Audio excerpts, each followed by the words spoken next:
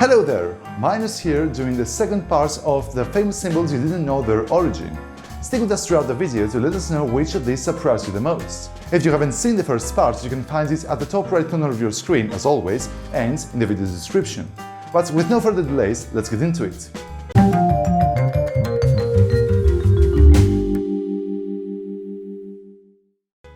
The peace symbol.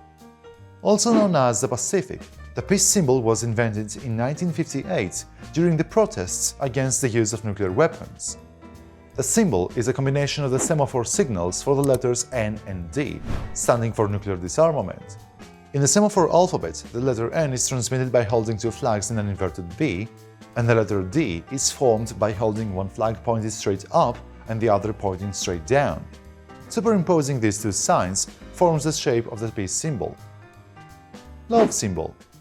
In order to symbolize love, we draw a heart.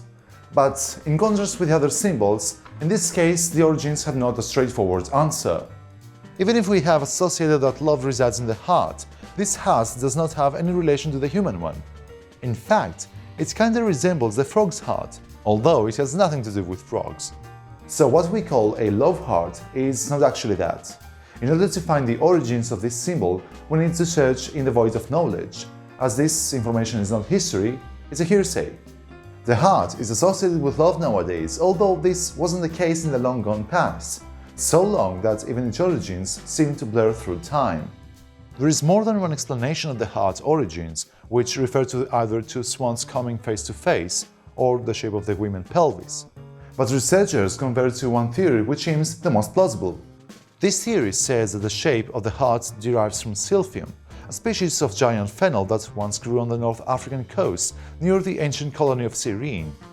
The ancient Greeks first used silphium to season food, as well as a medicine, but it would later become the most popular form for birth control. Yin Yang. The principle of yin and yang is that all things exist as inseparable and contradictory opposites. For example, male, female, dark, light, and young, old. You get the idea. The principle, dating from the 3rd century BCE or even earlier, is a fundamental concept in Chinese philosophy and culture in general. The two opposites of yin and yang attract and complement each other, and as the symbol illustrates, each side has at its core an element of the other. Neither pole is superior to the other, and as an increase in one brings a corresponding decrease in the other. A correct balance between the two poles must be reached in order to achieve harmony. The concept of this symbol became popular with the work of the school of Yin Yang, which studied philosophy and cosmology in the 3rd century BCE.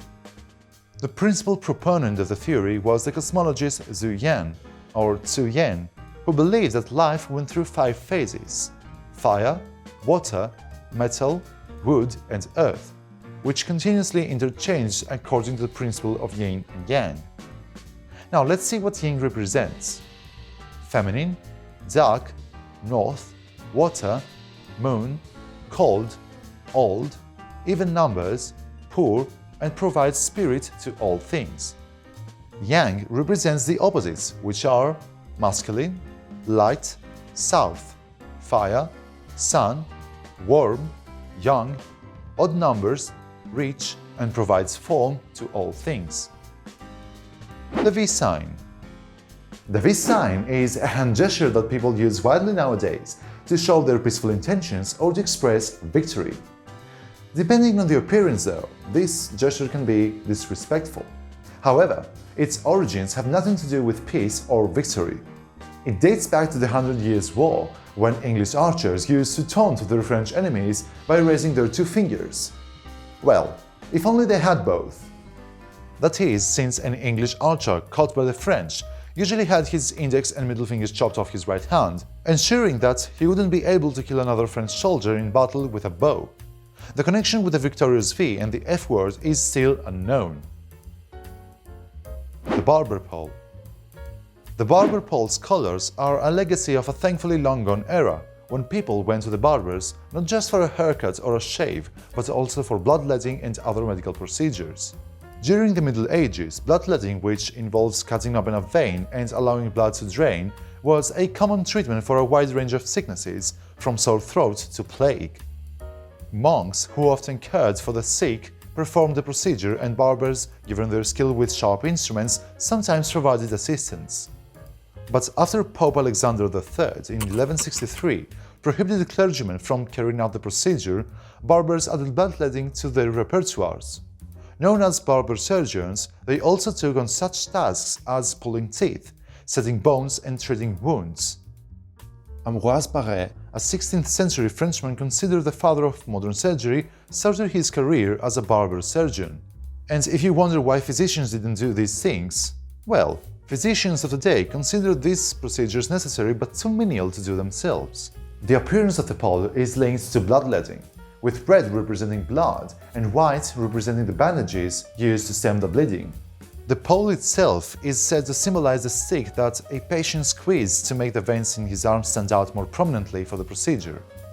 In Europe, most barber poles traditionally are red and white, while in America the poles are red, white and blue.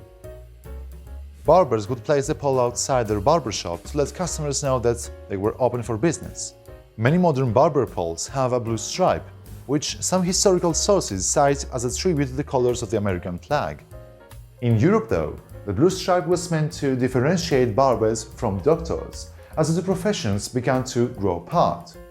Since the Middle Ages, men's hairstyling has come a long way, but the barber's pole still perseveres, an iconic representation of the trade.